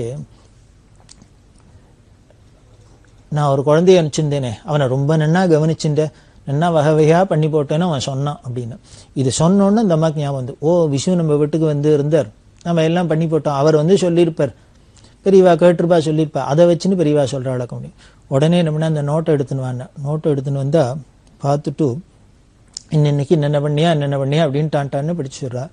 இதுக்கப்புறம் தான் இந்த அம்மாவுக்கு தெரிஞ்சது, இந்த பையன் வந்து சாப்பிட்டதோடு இல்லை, நோட்லாம் ரெஜிஸ்டர் பண்ணிட்டு வந்து பெரியவாள்கிட்ட கொடுத்துருக்கான்னு. இப்போ நமக்கு இது மாதிரிலாம் பண்ணால் கொஞ்சம் பயம் வேறு வந்துடும் இல்லையோ, இதில் ஏதாவது தப்பு தண்டா இருந்ததுன்னா பெரியவா இப்போ அதுக்கு எதானு சொல்ல போகிறாளோன்னு. அவளுக்கு எதுக்காக பெரியவா நம்ம வீட்டுக்கு ஒருத்தர் அனுப்பிச்சு 4-5 நாள் இருக்க சொல்லி அவனுக்கு எல்லாம் பண்ணி போட சொல்லிட்டு அதை ரெஜிஸ்டரில் எழுதின்னு வர சொல்லி பெரியவா இப்போ என்கொயர் பண்ணுறா அப்படின்னா நமக்கு தான் பயமாக இருக்குது. பெரியவா ரொம்ப சர்வசாதாரணமாக சொல்கிறா. இப்படி பேசிவிட்டு இல்லை எதுக்காக அவனை அனுப்பிச்சு இதெல்லாம் பார்த்துன்னு எழுதின்னு வர சொன்னீங்கன்னா,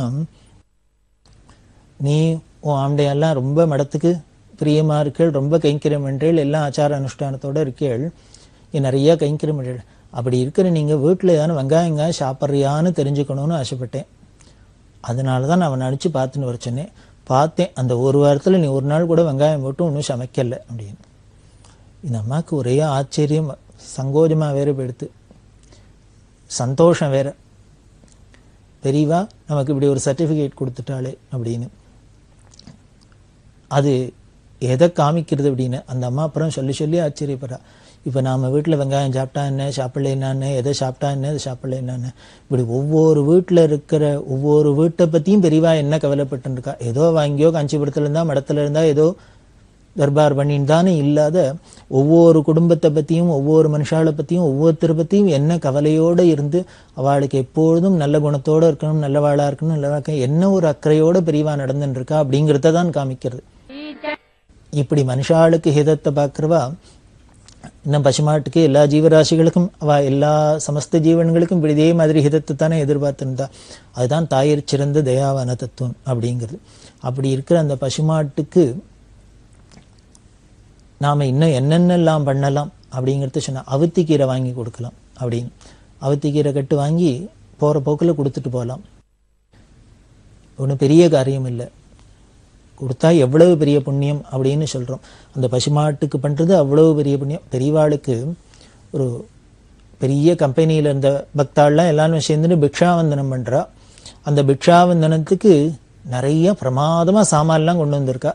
பெரியவா மடத்தில் இருக்கா. மடத்தில் ஒரு பின்னால் ஒரு பெரிய ஹால். அந்த ஹாலில் நடுப்புற வந்து பெரியவா உட்காந்துட்டா. ஏன் இங்கே வந்து உட்காந்துன்னா, அந்த பிக்ஷாவந்தனக்காரன் அந்த ஹால் முழுக்கலும் சாமானை கொண்டு ஒப்பியிருக்கா பிக்ஷாவந்தனத்துக்கு. அதில் எல்லாம் இருக்குது. மளிகை சாமான்லாம் இருக்குது, இன்னும் கரிகா எல்லாம் இருக்குது, பழங்கள் இருக்குது, எல்லாம் சாமானும் இருக்குது. அதை எல்லாத்தையும் இந்த ஹாலில் கொண்டு வச்சா அதை பார்க்கணுங்கிறதுக்காக பெரியவா வந்தவா அப்படியே உட்காந்துட்டா. உட்காந்துன்னு என்ன பண்ணா, அந்த கரிகால ஷாக்கில் கோணியில் இருக்கிறதெல்லாம் எல்லாத்தையும் அவுத்து கீழே கொட்டும் அப்படின்னா எல்லா கரிகாயும் கொட்டப்பட்டது. நல்ல பிரமாதமாக பழங்கள்லாம் வேணும். அதெல்லாமே எல்லாத்தையும் இந்த பேக்கெட்டில் இருக்கிறதெல்லாம் கீழே போடுங்கன்னா எல்லாத்தையும் போட்டாச்சு. இப்போ என்ன பண்ணா, மாட்டு கொட்டாயில் போய் எல்லா மாடு கண்ணெல்லாம் அவுத்துன்னு இங்கே கொண்டு வா அப்படின்னு வந்தால், மாட்டு கொட்டாயில் இருக்கிற பசுமாடு கண்ணெல்லாம் வந்துடுத்து. வந்தால் பெரியவா கையை காமிச்சா, இந்த பசுமாடு கண்ணெல்லாம் என்ன பண்ணும், வந்ததோ இல்லையோ, இங்கே பழம் இருக்குது, பார்த்தா வாழைப்பழம் இருக்குது, அது இருக்குது, இது இருக்குது, கீரைக்கட்டு இருக்குது, அந்த சாமான் இருக்குது, இந்த கறியாக இருக்குது, எல்லாத்தையும் அந்த மாடெல்லாம் மேய ஆரம்பிச்சுடுத்து. பெரியவா நடுப்புற உட்காந்துன்னு இருக்கா. பயமாக இருக்குது எல்லாருக்கும். ஏதாவது மாடெல்லாம் இப்படி திரும்பி அப்படி திரும்பி ஏதாவது பெரியவாளை காலால் வச்சிருமோ கையால் வச்சிருமோன்னு. ஆனால் அது பாட்டுக்கு பெரியவா அசையாத உட்காந்துன்னு இருக்கா. எல்லா மாடும் அந்த சாமான்லாம் என்னென்னலாம் சாப்பிடலாமோ எல்லாத்தையும் சாப்பிட்டுது. திருப்தியாக நிற்கிறது. இதை பார்த்துட்டு பரம சந்தோஷமாக ஆனந்தமாக இருந்தா பெரியவா. இதை பார்க்குற அந்த பிக்ஷாவந்தனக்காரர்களுக்கெல்லாம் பரம ஆனந்தமாக இருந்தது. ஆகுதிங்கிறோம். நமக்கு சாஸ்திரத்தில் பார்த்தீங்கன்னா சாப்பிட்றதே ஒரு யஜ்யமாக தான் சொல்லியிருக்கு. சமைக்கிறதே யஜ்யமாக சொல்லியிருக்கு. பாக யஜ்யம் அப்படிங்கிறது, சமைக்கிறது யஜ்யம். யாகம் யஜ்யம் அப்படின்னா ஏதோ மந்திரத்தை சொல்லி இப்படி முன்னால் நெருப்பு புட்டு அதில் நெய்யை ஊற்றுறது அதுதான் அப்படின்னு இல்லை. எதுவாக இருந்தாலும் நமக்கு பண்ணுற காரியங்கள் எல்லாமே யஜ்யம்னு சொல்கிறது தான் இந்த மதத்தோட சிறப்பு. சமைக்கிறத பாக யஜ்யம்ங்கிறது, சாப்பிட்றது ஒரு பெரிய யஜ்யம்ங்கிறது.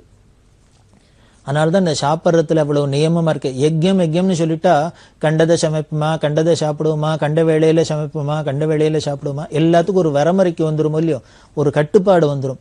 அதுக்காக தானே எல்லாத்தையும் ஒரு ஆராதனையாக ஒரு யஜ்யமாக சொல்லப்பட்டிருக்கு. அதை போல தான் இங்கே எந்த ஜீவராசிகளுக்கு பண்ணினாலும் பெரியவா தனக்கு பண்ணினதாவே தான் ஏற்றுக்கிறதா கீதையில் சொன்னது. இப்படி சர்வ சகஜமாக சாதாரணமாக சொல்கிறேன். அப்படி பசுமாட்டுக்கு அந்த கோசம்ரட்சணத்தில் அவளுக்கு பரம குறியாக இருந்தால், தனக்கு பிக்ஷாவந்தனம் பண்ண வர வாழலாமும் அங்கே மடத்தில் உள்ள பசுமாட்டுக்கெல்லாமும் செய்யணும். அதுக்கு தீனியெல்லாம் வாங்கி போடணும். யானை இருந்துன்னா யானைக்கு அது தீனியெல்லாம் போடணும். இன்னும் என்னென்ன இருக்கோ கால்நடைகள் அத்தனைக்கும் எல்லாம் பண்ணணும். இதெல்லாம் பண்ணுறணும் சட்டமாகவே பெரியவா வச்சா. அப்படி பரம பவித்திரமானது அந்த பசுமாடு.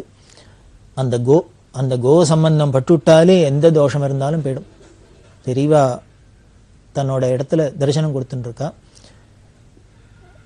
ஒரு பக்தர் வந்தார் தரிசனத்துக்கு. அவர் அமெரிக்காவில் இருக்கிறவர், அவங்க உத்தியோக நிமித்தமாக அங்கே இருக்கிறவர். ஆனால் பரம பக்தி பெரியவாள்கிட்ட. இங்கே வந்தோடனே இந்தியாவுக்கு வந்தோடனே முதல்ல பெரியவாளை தரிசனம் பண்ணிட்டு தான் ஆகாரம் பண்ணுறதுங்கிற அளவுக்கு அவர் ரொம்ப தீவிரமாக இருப்பார். ஊரை விட்டு கிளம்பினார்னா அமெரிக்காவிலேருந்து அங்கே சாப்பிட்டுட்டு கிளம்புறது தான். இந்தியாவுக்கு வந்தோடனே முதல்ல தன்னோட உறவுகாரா அப்படின்னு வீடு வாசல்னு போகாத நேரு பெரியவா இருக்கிற கேம்புக்கு ஸ்நானம் பண்ணி பெரியவாளை தரிசனம் பண்ணிட்டு அப்புறம் தான் ஆகாரம் பண்ணுறது அப்படின்னு ஒரு நியமம் வச்சிருந்தார். அப்படி ஒரு பக்தி. அது மாதிரி வந்திருக்கார். அவர் வந்தோடனே தரிசனம் கொடுத்தோன்னே பெரியவா என்ன பண்ணா, போய் சாப்பிட்டுட்டோம் அப்படின்னா, அதுக்கு முன்னாலே கார்த்தாலே சொல்லிட்டா, இந்த மாதிரி சோ வருவர், நீ அவருக்கு சாப்பிடாதான் இருக்கார், நீ அவருக்கு எல்லாம் ஏற்பாடு பண்ண சமையல் அப்படின்லாம் சொல்லி பண்ணி வச்சுட்டா. அவர் போன சாப்பிட்டு வந்தார். வந்தோடனே பெரியவா தங்கிட்ட கைங்கரியம் என்றவர்கிட்ட சொல்கிறான், இவன் என்கிட்ட ரொம்ப பக்தியாக இருக்கான், ரொம்ப பிரியமாக இருக்கான், எங்கேயோ கண்காணாத இருந்தால் கூட என்னையே நினச்சின்னு இருக்கான். அவன் கிளம்பி என்னை பார்க்காத சாப்பிடாம மாட்டேன்னு பட்னியோடு என்னை தரிசனம் பண்ணுறான். அப்பேற்பட்ட இவங்கையால் ஏதாவது வாங்கி சாப்பிட்ணுன்னு எனக்கு ஆசையாக இருக்குது அப்படின்னு சொல்லிவிட்டு இந்த கைங்கரிமிட்ட, நான் என்ன இவங்கையால் வாங்கி சாப்பிடலாம் நீ சொல்லேன் அப்படின்னு.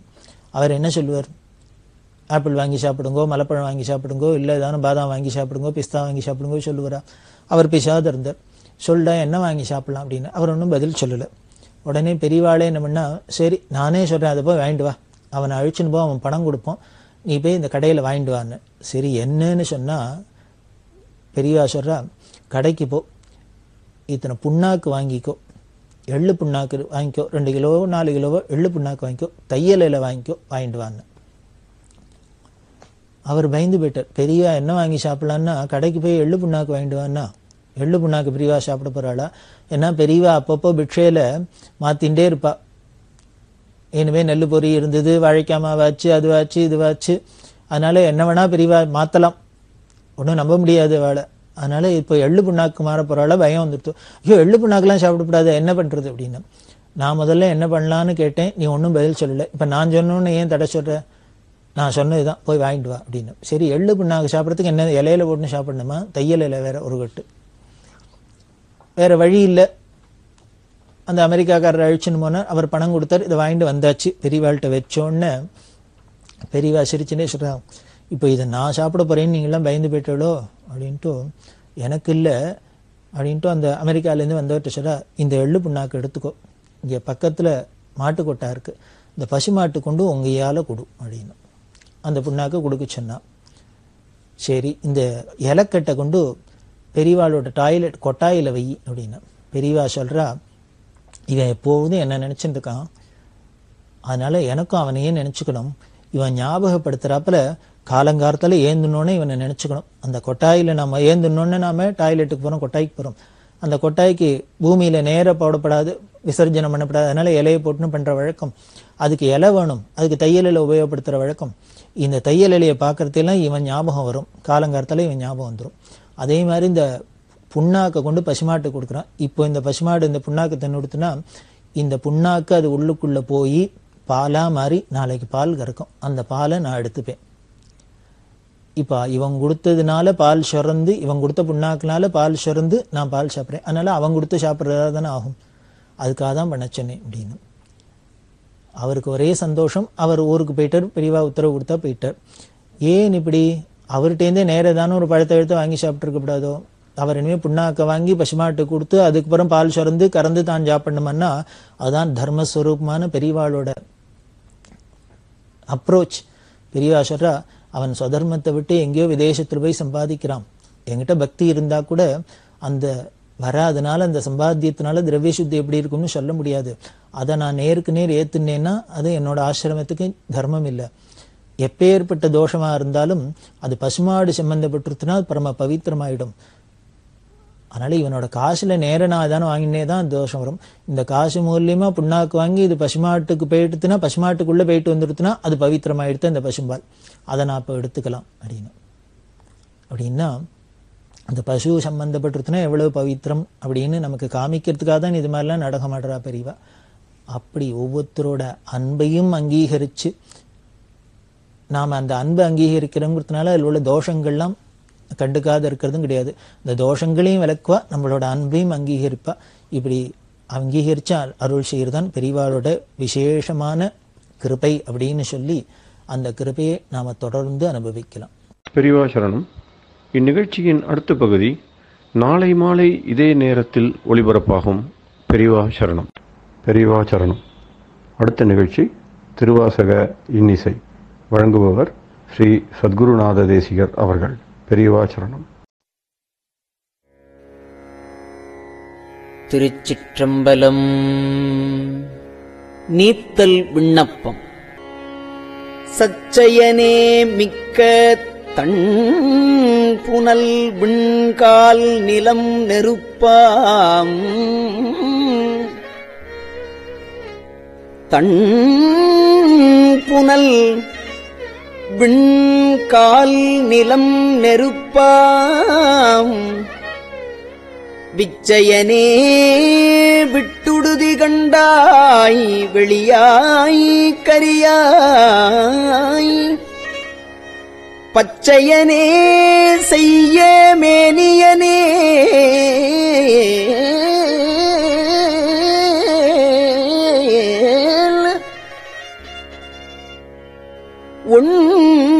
உண்பட அரவக் கச்சையனே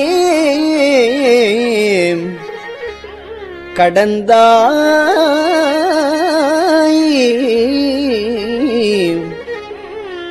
தடம் தாள அடற்கரியே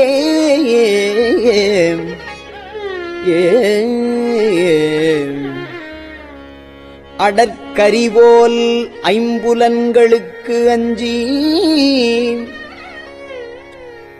அழிந்த என்னை விடற்கு அறியாய் அடற்கரிவோல் ஐம்புலன்களுக்கு அஞ்சி அழிந்த என்னை விடற்கு அறியாய் விட்டிடுதி கண்டாய் விழுத்தொண்டற்கு அல்லால் தொடர்க்கு அறியாய் சுடர்மாமணியே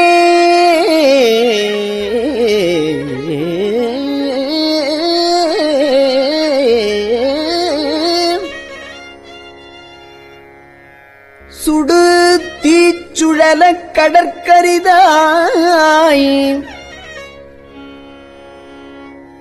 எழுநஞ்சு அமுதாக்கும் கரை கண்டனே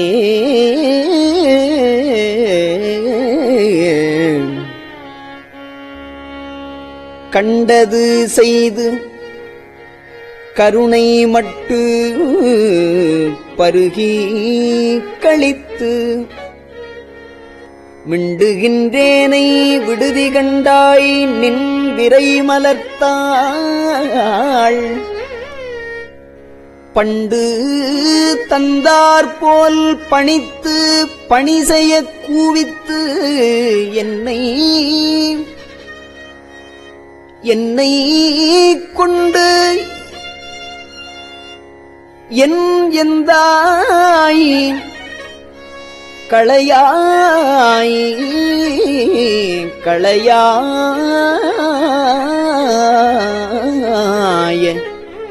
குதுகுதுப்பே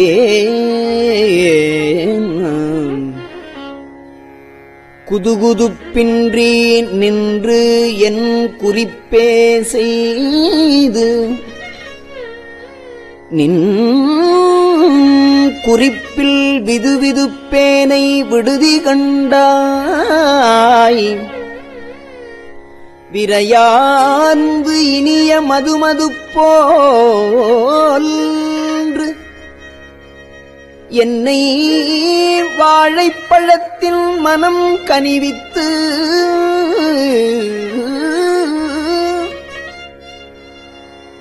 இனிய மதுமது போன்று என்னை வாழைப்பழத்தில் மனம் கனிவித்து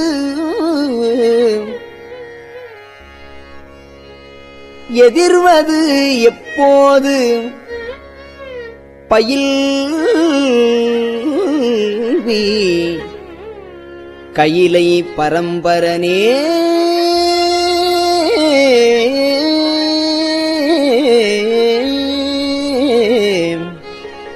கையிலை பரம்பரனே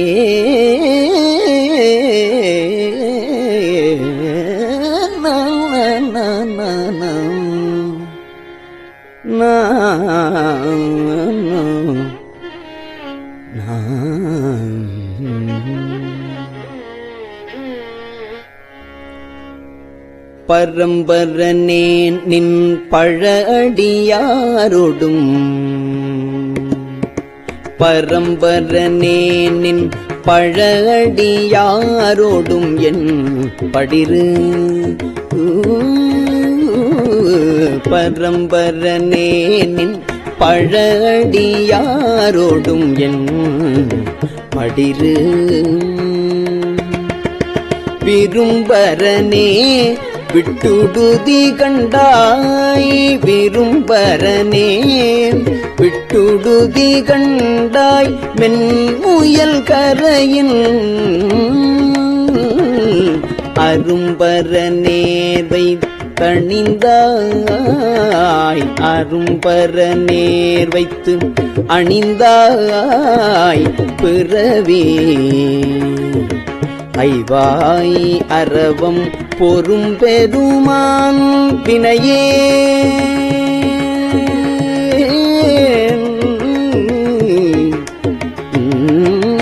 பொறும் பெருமான் வினையேன் மனம் அஞ்சி பொதும் புறவே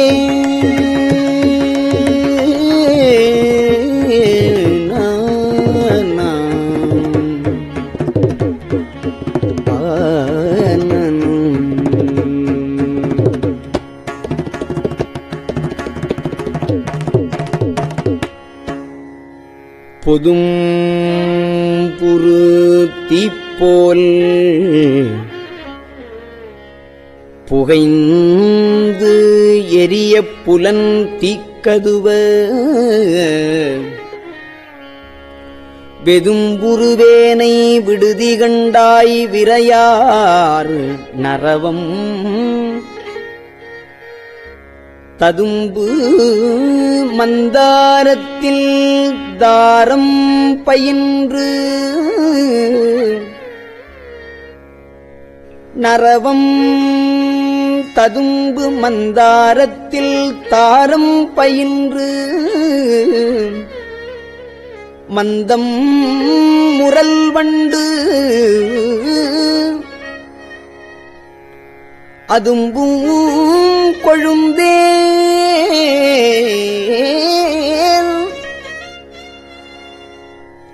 முரல் வண்டு அதும்பும் கொழுந்தேன் அவிர் சடைவானத்து அடலரை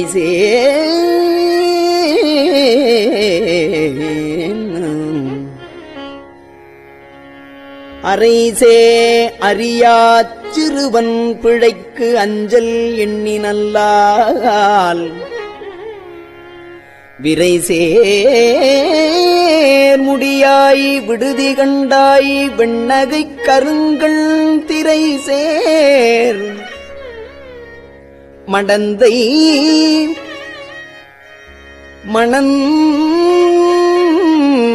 மணந்த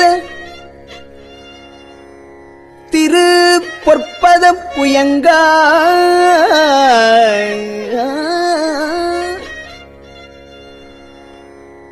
நகை கருங்கண் திரை சேரு மடந்தை மணந்த திரு பொற்பத புயங்கா பொற்பத புயங்கா வரை சேர்ந்து அடர்ந்து என்ன வல்வினைத்தான் வந்து அடர்வனவே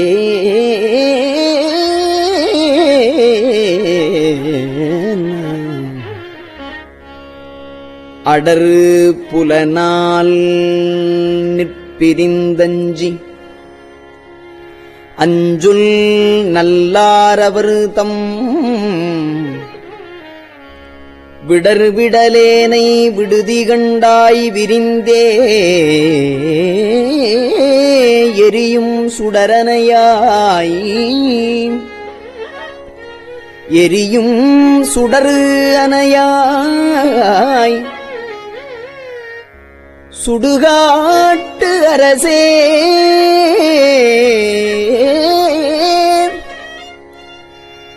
தொழும்பர்க்கு அமுதே தொடர்வரியாய் தமியேன் தனினீ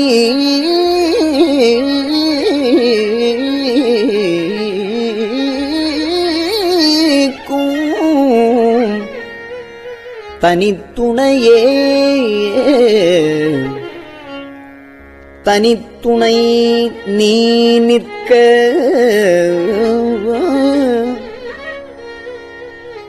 யான் தருக்கி தலையால் நடந்த வினைத்துணையேனை விடுதி கண்டாய் தலையால் நடந்த வினைத்துணையேனை விடுதி கண்டாய் வினையேனுடைய மனத்துணையே வினையேனுடைய மனத்துணையே என்றன் வாழ்முதலே எனக்கு எய்ப்பில் வைப்பேன் வினையேனுடைய மனத்துணையே என்றன் வாழ்முதலே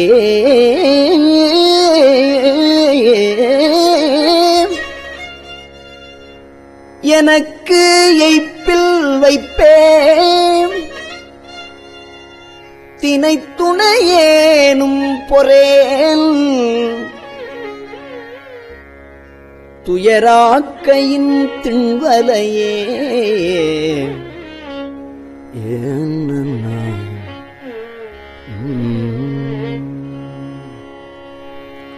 வலைத்தலை மானன்ன நோக்கியர் வலைத்தலை மானன்ன நோக்கியர் நோக்கின் வலையில் பட்டு மிலைத்து அலைந்தேனை விடுதி கண்டாய் வலையில் பட்டு மிலைத்தலைந்தேனை விடுதி கண்டாய் வெண்மதியில் ஒற்றை கலைத்தலையாய் கருணாகரனே கலைத்தலையாய் கருணாகரனே கையிலாயம் என்னும் மலைத்தலைவா மலையாள் மணவாள என் வாழ்முதலே கையிலாயம் என்னும் மலைத்தலைவா மலையாள் மணவாளா என் வாழ்முதலே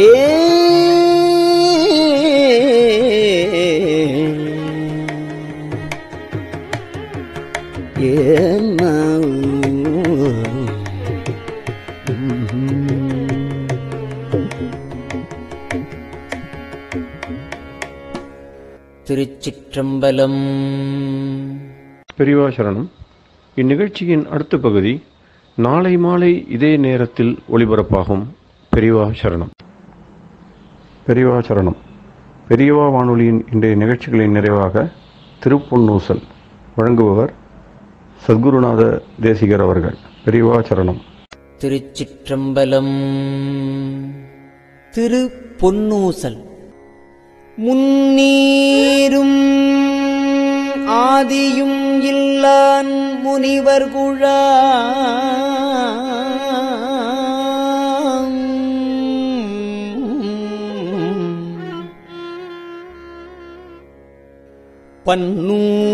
பன்னூறு கோடி இமையோர்கள்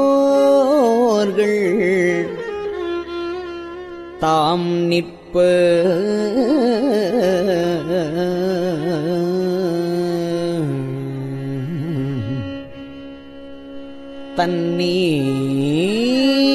தன்னீர் எனக் கருளி தன் கருணை வெள்ளத்து மன்னூர மன்னுமணி உத்தர கோசமங்கை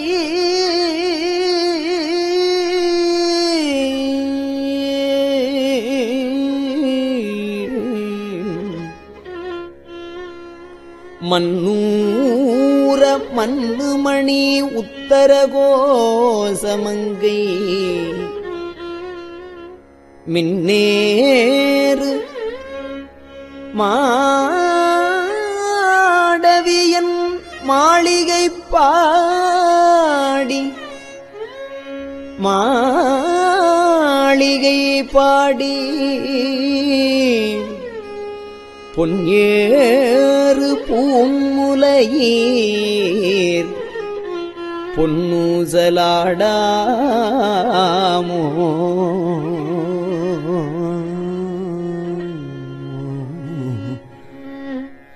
நான்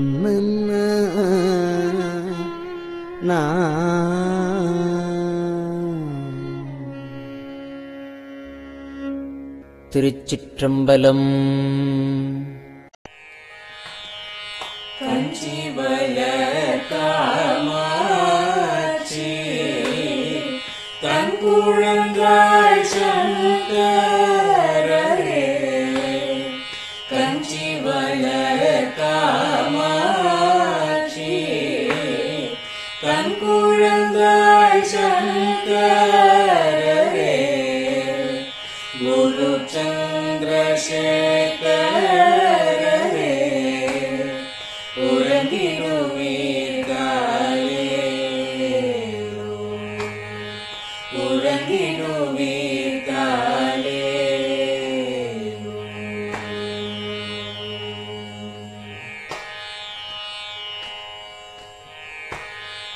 ஆதிகுரு சங்கரராய் அன்றொரு நாள் வந்தவரே 68 பீட்டபதி காலே ஏழுலகும் பூப்பவரே காப்பவரே கடப்பவரே எல்லோர்க்கும் அருள்பவரே உறங்கிடுவீர்களே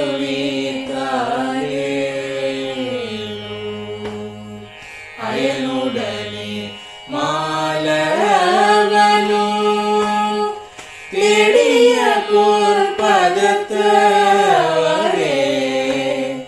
அருமறைகள் சாற்றும் முயல் மலர்பதமே காலே முக்தி நிலை எய்திடவே சக்தி தரும் சத்குருவே முக்தி நிலை எய்திடவே சக்தி தரும் சத்குருவே நித்தமெங்கள் நாவீசையில் நித்திரை கொள்தாளே நித்தமெங்கள் நாவீசையில் நித்திரை கொள்தாளே நித்தமெங்கள் நாவீசையில் நித்திரை கொள்தாளே